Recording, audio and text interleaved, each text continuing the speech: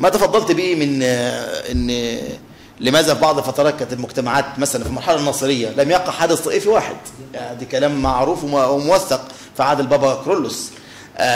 ما بعد بدا كرولوس وعهد الرئيس عبد الناصر بالظبط. ما بتكلم نعم، كرولوس كان في عهد عبد الناصر، كرولوس كان في عهد عبد الناصر.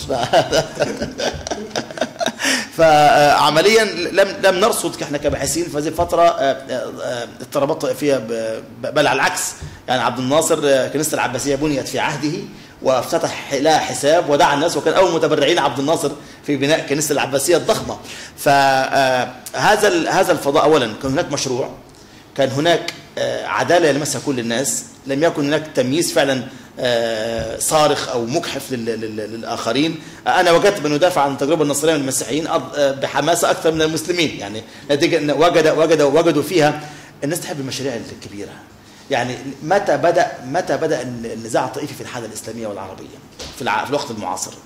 مع المشروع القومي. كان اول الداعمين للمشروع القومي والذين نظر له المسيحيين العرب، وايضا التحق به الفضاء من الشيعة في العراق وفي جنوب لبنان. هؤلاء الناس اذا وجدوا فضاء يحترمهم ويقدرهم واعتبر انهم شركاء في الوطن، ستجد المشاركه وعدم الانكفاء والعوده الى فلسفه بناء القلاع والجدران المغلقه. لما فشل مشروع القوميه العربيه وانكسر، ايه اللي حصل؟ بدا كل واحد يعود الى الجدار الاخير.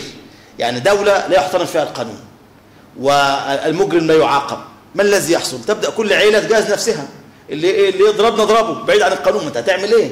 ويبدا دوار العيله يتحول الى مستشفى والى ضمان اجتماعي في ظل غياب الدوله، في ظل غياب مشروع دوله حقيقي. وطبعا ما تفضلت به، غياب مشروع الدوله وغياب مركزيه العداله والتنميه ساهم بدرجه من الدرجات في النزاع الطائفي بدرجه كبيره جدا.